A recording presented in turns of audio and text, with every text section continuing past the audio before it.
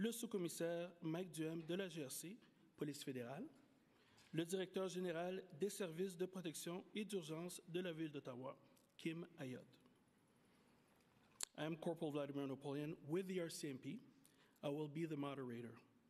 We will begin with remarks from Interim Chief Bell, followed by General Manager Kim Ayotte, and then we will proceed to a 15-minute question period. Je suis le caporal Vladimir Napoléon de la GRC et le modérateur pour la période de questions de 15 minutes. Nous commençons d'abord par l'énoncé du chef par intérim, ensuite le directeur général Kim Ayotte. Merci Vladimir. Bonjour à tous. Today we made some very important progress in safely removing this unlawful protest from our streets. At every step in this operation, we've been upfront and clear with the unlawful protesters that they must leave the area. We've advised them of our enforcement efforts so they could continue to make informed decisions. We've backed up those warnings with a deliberate and methodical operation using lawful and safe tactics. The officers on the ground have shown patience and professionalism. They are well-trained and experienced, and they needed all of that expertise to bring about the results that we are seeing. At every step, they faced a barrage of resistance, shoving, and vitriol. We all saw that the protesters were aggressive with the officers, and we needed to use horses at one point. As a result, we responded this morning by adding helmets and batons to our equipment for the safety of our officers. When we deployed our officers this morning, you saw the public order units on the ground sweeping across the downtown core from east to west and moving demonstrators out of the parliamentary precinct. Our officers continued to face resistance. At one point, a flare was ignited by a protester. Officers used a chemical irritant, also known as pepper spray, to disperse unlawful demonstrators who were resisting police orders. Sadly, we again saw young children being brought to the unlawful demonstration and to the front of our police operation. This is dangerous and is putting young children at risk. So far today, we've arrested 47 people. That brings the total so far to 170. As we continue to take back our streets, City of Ottawa crews and other municipal vehicles came into the area to clean up and tow away all of the demonstrators' possessions and vehicles. This is tough work. These officers are doing what they've been trained to do. They have demonstrated unparalleled discipline, restraint, and the utmost professionalism. I commend them for their actions yesterday and throughout the day today. I'm proud of them and all the members of our police service that have contributed to this operation. Je suis fier de tous les corps policiers pour leur service à notre communauté pendant cette période difficile. This is an Ottawa-led police joint operation, but this is actually a Canadian effort. We have officers from across the province and country here to help us. Every person supporting this effort is proud to be here. Police have a vital role in our democracy, and this operation shows our institution's commitment and ability to maintain a lawful society. But we could not do this without the support of the community that we serve. All levels of government, the federal, provincial, and municipal, have contributed to this effort, all to support our city and every other community being affected by similar unlawful demonstrations. By working together, we are showing the strength of our democracy. To downtown residents, we are focused on your safety. We are not going anywhere until you have your streets back. We are prepared. We are aware of protesters leaving the parliamentary precinct, moving to surrounding neighbourhoods. We are working with our partners, and we will remove these protesters peacefully from your area. This operation is still moving forward. It is not over, and it will take more time until we have achieved our goals. Following Mr. Ayotte's comments, I'll be available to answer questions. Thank you, Chief Bell. Good afternoon, everyone. Bon après-midi, tout le monde. The City continues to support our police service, who made excellent progress towards ending this occupation. I want to thank the police leadership and every single police officer from the many different forces who are involved in this operation. You are doing great work. I also want to thank and recognize city staff who've been working day and night over the past few weeks under challenging conditions. Whether you're working in public safety, emergency management, in the EOC, or in the NCRCC, whether you're public works, social services, media relations, or working for or in a city facility, whether you're corporate security or behind the scenes in a support capacity, I want to thank you. I specifically want to thank our bylaw officers who've issued over 3,600 tickets, and our fire services, firefighters, and paramedics who are working in the red zone as part of an integration team directly with police special teams, or responding to regular calls within the red zone. To the city leadership team, thank you for your constant support and availability during these difficult times. Je tiens à souligner le travail de tous les employés municipaux qui travaillent sans relâche depuis des semaines. Finally, for the public, you have been strong during this very difficult and unprecedented event. Please know that the city is already supporting activities aimed at restoring the downtown neighborhoods to their normal state. This includes removing debris, garbage, vehicles, clearing snow, installing fences, and repairing any damage left behind by these protesters. Thank you and merci.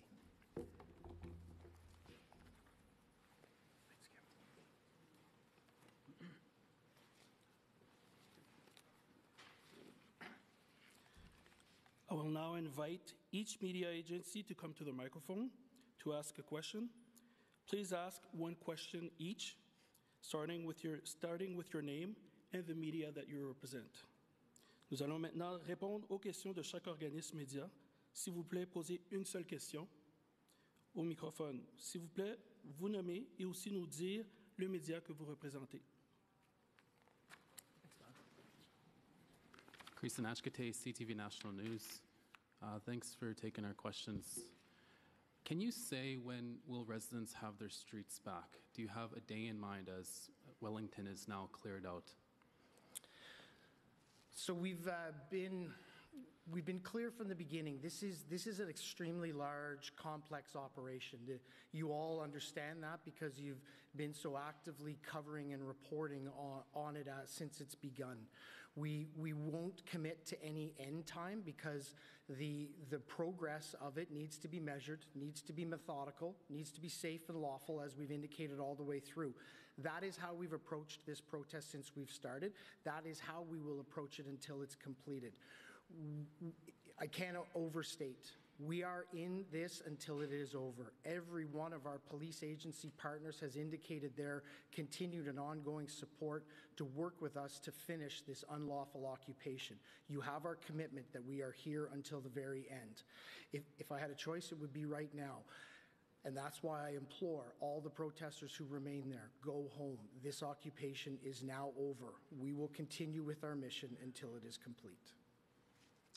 And can you explain the chemical irritant that was used against the protesters by police today? What kind of chemical was it, and why was it used? And you also, my other question here that I really need, that's important that I want to squeeze in here is, you talk about the professionalism of police, but with respect, sir, can you explain what appears to be excessive force by police officers when a protester is arrested?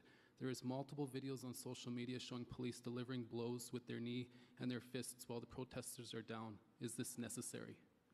So I haven't specifically seen the videos you're talking about, but what I can advise you is we do have mechanisms to review all of the arrests. We will absolutely be involved in reviewing arrests to make sure that the lawful amount of force was used as we executed our mission.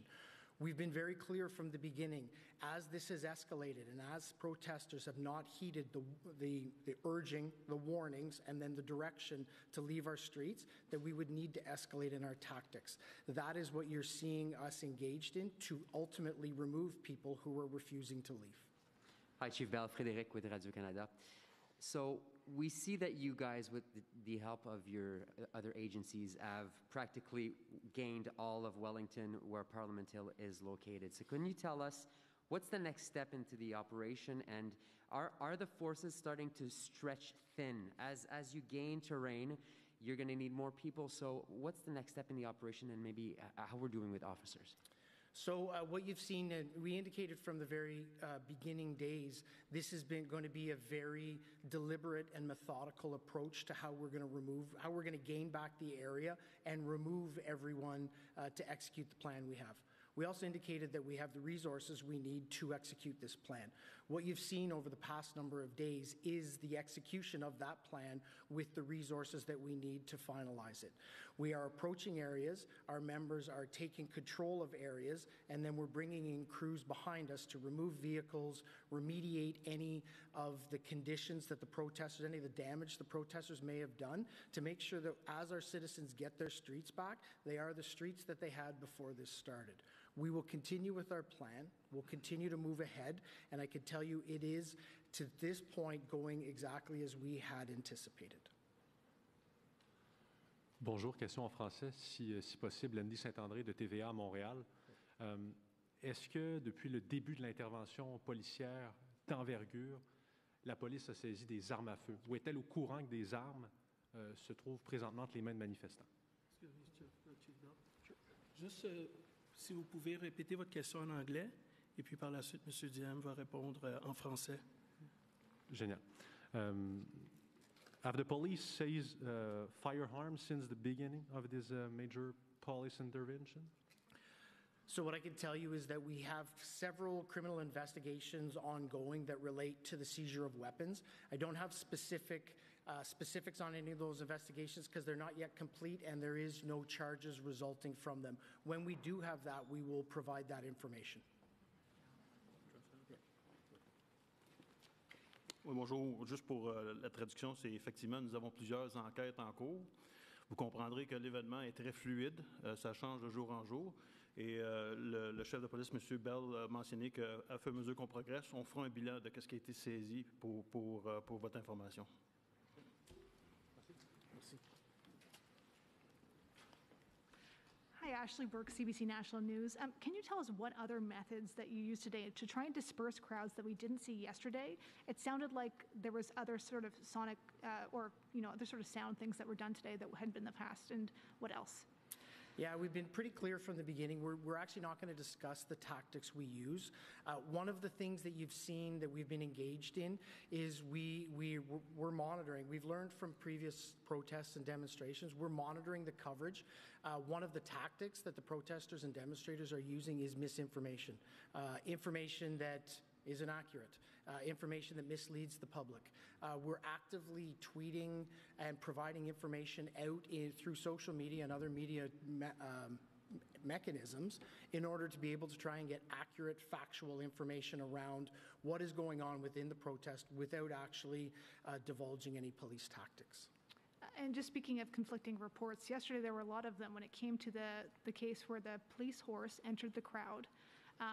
Ottawa Police had said that a bicycle was thrown at the feet of a horse, but there are conflicting reports online about that. Can you specifically tell us what happened and what happened to the civilian and the horse? Yeah, so thank you. When you talk about misinformation, that's specifically one of the demonstrations for us of that.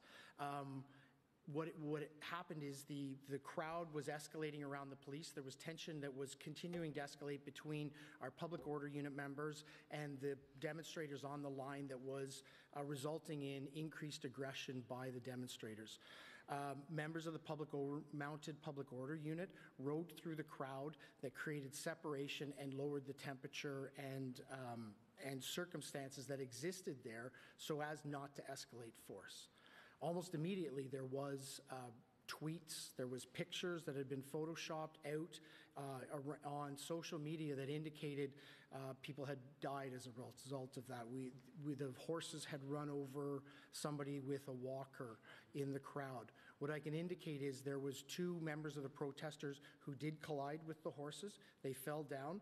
They immediately got back up and started to again engage in their protest and demonstration activity. That is one of the circumstances where, as we monitor it, we're identifying misinformation and as quickly as we can providing accurate, real information about what is occurring on the ground. Sorry, but was a bike actually thrown at a horse? Because there are images online that perhaps it was someone else's electronic wheelchair. So we'll have to get more specific information on that for you, and I'll be able to provide more in coming days.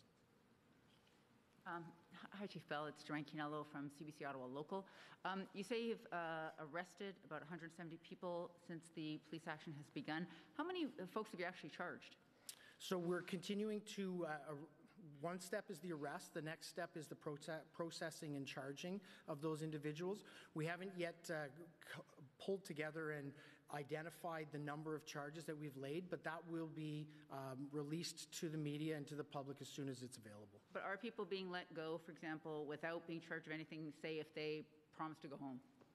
So what I can indicate again is we've arrested 170 people. We'll continue to do the investigations, and as we've identified those that are charged and those that may be released unconditionally, those numbers, we'll provide them to the media. And as this is a massive operation, any chance there's a price tag on this yet? I think earlier on, when we had asked for 1,800 officers, there was an indication it might cost $2.5 million a day. Is that accurate? Or I know it's probably not exact at this moment. So it's something that's very important to us. We know that this is going to be an extremely expensive operation. We've already talked to our federal and provincial partners about how at the end of the day we will look at having money provided to the police service for that. Those discussions are ongoing. We continue to track our costs.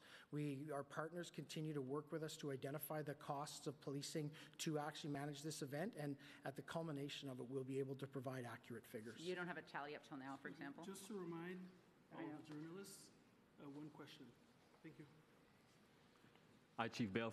Gabriel, I'm from the French radio of CBC. Just wondering, do you know how many buildings are in lockdown right now in Ottawa? And I will take a response in French also, please. So we don't identify buildings to go into lockdown. We don't tell building owners to put their buildings in lockdown. We do provide public safety announcements as to where the demonstration is happening, where our police operations are occurring within the demonstration. So we don't directly control the number of buildings which are locked down. So I don't have that number for you. Oh, sorry. Oui, en gros, que M. Bell disait, c'est qu'on ne contrôle pas nécessairement les entreprises qui vont en lockdown. On va donner des annonces de sécurité publique pour les rassurer, mais présentement, on n'a pas le chiffre total de tout ce qui est fermé depuis le début de la manifestation. Hi there, Erica Ibrahim, the Canadian Press. I'm wondering what your message is to protesters and Canadians more broadly who might be upset and angry with images being published of police hitting protesters with batons and other types of force. There are images of some people, or some police striking crowd members with batons who were retreating and not being aggressive toward them. There were media in the crowds that have witnessed and reported on this. I'm wondering what you would say to those who may be concerned by that. As I indicated earlier, we will have the opportunity to review all of those files. There are complaint mechanisms for people to enter into if they feel that there is excessive use of force by members of our police service. What I will also say is we have been here for 3 weeks. I have been at this podium for the last 5 days imploring people to leave, asking them to get out of our streets. This occupation is over. We have advised them that if they peacefully leave, they may go home. That still exists. We also indicated that we would escalate and forcefully remove people from the streets if they did not comply. Some of that is what you're seeing. So I will stand here today again and say, this demonstration is over. Go home. If you don't go home, we will remove you from the streets. This will be the last question. Hello, I'm Andy Lee. I'm from Independent Media. So I was in the crowd yesterday. I was unfortunately hit with some pepper spray. I just have a question. There's some video cameras that the police are using and some news outlets are reporting that you're gathering intelligence with those cameras. Can you elaborate, like, if the protesters at this point, retreat and go home, are they going to be getting sort of repercussions down the road? Or are you going to be sort of actively pursuing the people that you've been sort of documenting and filming who are still out there protesting? What are your plans after this, after the protest is over? Thank you. It's a great question. And the simple answer is yes. If you are involved in this protest, we will actively look to identify you and follow up with financial sanctions and criminal charges. Absolutely. This investigation will go on for months to come. It has many, many different streams, both from a federal financial level, from a provincial licensing level, from a criminal code level, from a municipal breach of court order, breach of court injunction level. It will be a complicated and time-consuming investigation that will go on for a period of time. You have my commitment that that investigation will continue, and we will hold people accountable for taking our streets over. And could I just ask one more question? Can we ask a question to Mr. This Ayad? concludes the media availability. Ceci conclut le point de presse. Merci. Merci.